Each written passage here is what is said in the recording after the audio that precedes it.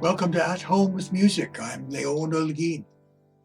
We've been learning about Roman numeral chord symbols. So remember, if you have a problem playing in different keys, learning this will definitely help you.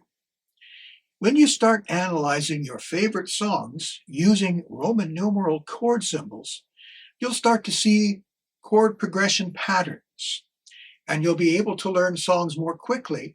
And you'll also be able to transpose them into different keys. So that's one of the great things about learning this whole system. You'll be able to play any song in any key. Now, so far, as we've been dealing with Roman numeral chord symbols, we've been dealing with triads, or three-note chords. Now, we're going to move on and add seventh chords. So, here's a quick reminder of what we're dealing with when we deal with seventh chords, and it never hurts to review things like this. A seventh chord takes a triad and adds another note, a third higher than the fifth. So you have a triad, you got a root, you have the third and the fifth, and the seventh chord adds another note, a third higher than the fifth. And so you end up with a four-note chord. Now, chords, being built in thirds, have members that are odd numbers. So you have the third, the fifth, and the seventh. You can even extend this to the ninth, the 11th, and the 13th. You get these big fat chords. Now, we'll get to those type of chords later on. You might ask, well, can we go as high as a 15th? Well, the 15th would be the double octave. So chords only extend as high as the 13th. In classical and popular music, there are 5 types of seventh chords that we commonly encounter. First, you have a major seventh chord. Sounds like this. You also have what you could call the major minor seventh chord, also known more commonly as a dominant seventh chord. And then you have the minor seventh chord. You have the half diminished seventh chord. And then you have the fully diminished seventh chord. That's often referred to as just simply a diminished seventh chord. Now, in later videos, I'm going to talk about the other seventh chords. We'll review those as well. Those are ones that are built on augmented triads or minor triads. Very interesting chords. But for now, we're going to stick to these 5 basic seventh chords that we encounter most often. Now, before we go on, I want to show you another 4-note chord that sounds like and functions similar to a 5/7 chord. Piano playing songwriters will often use this chord. We can call it the 4/5 chord. The 4 refers to the 4 chord, and the 5 refers to the note underneath. So in the key of C, for example, take the 4 chord, which is F, and you place it on top of the 5th note of the C major scale, which is G. And so you end up with this popular chord. And it's often used in place of the 5/7 chord. So this is what it sounds like in the key of C major. And the chord symbol would be F over G. And so when you play this chord, it wants to resolve to C. We're in the key of C. So you go from 4/5 to 1. Incidentally, we could also label this chord as G9 sus 4. That's why F over G is a little more popular. But in C major, you would have G as the root. You leave out the 3rd and the 5th, or in this case, it would be B and D. You have F as the 7th, A is the 9th, and C is the sus 4. So we end up with the same thing. You could even play the C down here, and it still comes out as F over G. and it wants to resolve to C.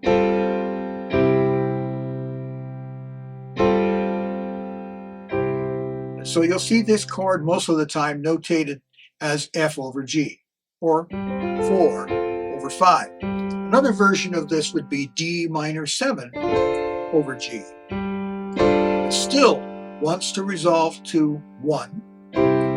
It functions like the 5-7 chord. And you may be thinking, wait, these are also slash chords, aren't they? Yes, they are, slash chord. F/G. The Beatles have a famous song called The Long and Winding Road, which features a prominent use of this type of 4-note chord.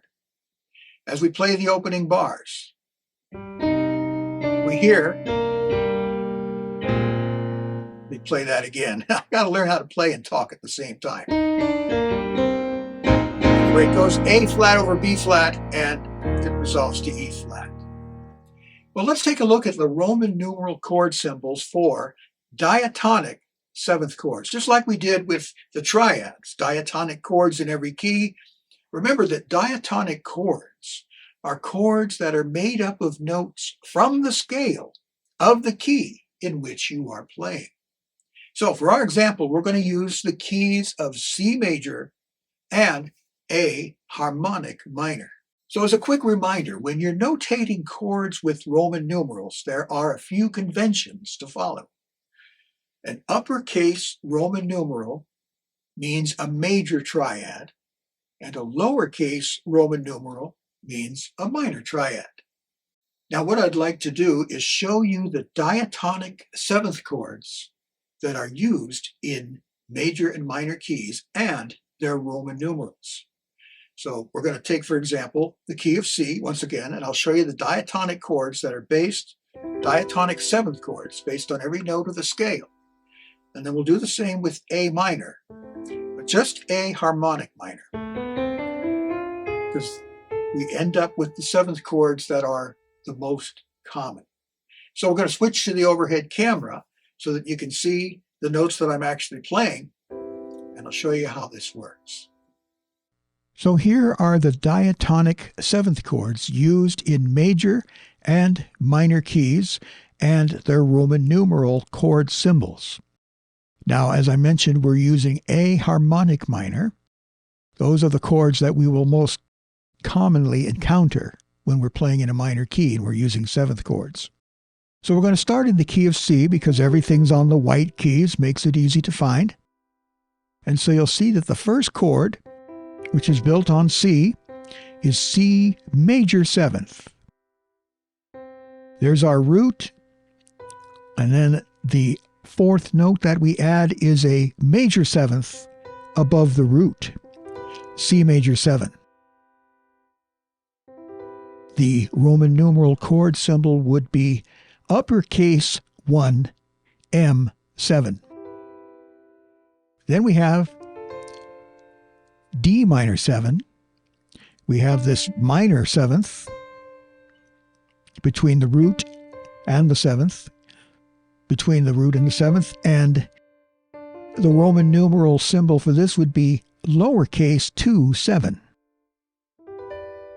And then we have another minor 7th chord built on E. Notice all the notes are taken from the C major scale. This would be lowercase Roman numeral 3, 7. Now we have a major 7th chord, so it's like we have a major 7th chord here on 1. On the 4th note of the scale, we have another major 7th chord. And so that would be Roman numeral 4, M7. Then here is the very familiar 5-7 chord. This will be the same in every major key. When you get to the 5th note of the scale and you build a 7th chord using only notes from that scale, you'll end up with this 5-7 chord.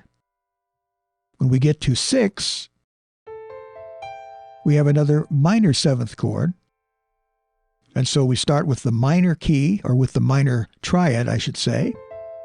And then we add a 7th, which is a minor 7th above the root.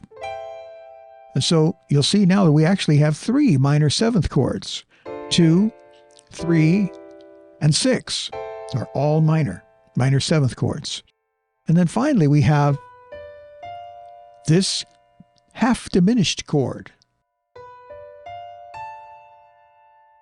So this is lowercase Roman numeral 7, half diminished 7. So it's got that little O with a slash through it. All right, now let's move on to A harmonic minor. And so that G sharp is going to have some effect on some of these chords. So our first chord in A minor is 1, 7. It's a lowercase 1, 7.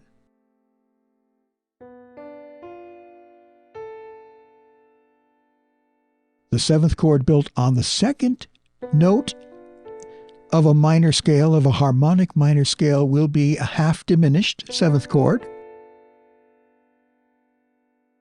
And then we have a major 7th chord. And then when we get to the 4 chord, so notice so far, it's all on the white keys, but then when we get to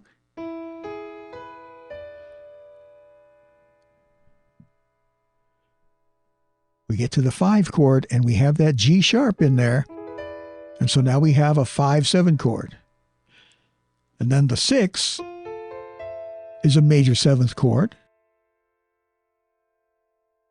And then the 7th, and there is our first fully diminished chord. We have G sharp diminished with a diminished 7th. You see, this would be a major 7th. This will be a minor 7th. Be a diminished 7th.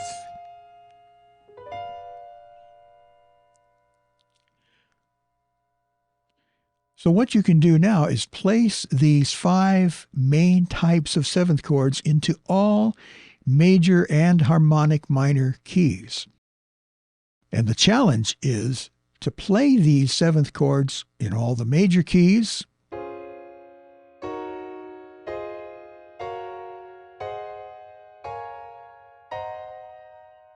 and in all the harmonic minor keys.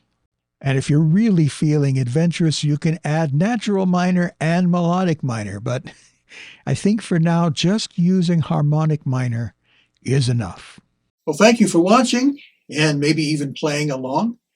If you have any questions or comments, please feel free to leave those in the comments section. I will be sure to respond. You can support At Home with Music on Patreon, and the link is in the description. And if you choose to become a patron, you'll get up-to-date news concerning what I'm working on for the channel, as well as supplementary materials for many of the videos, maybe even including this one. You'll also be able to get more direct access to me, as you can message me directly through Patreon. And I want to express my sincere thanks to those of you who have chosen to become patrons. I really appreciate your support. I look forward to speaking to you in the next one.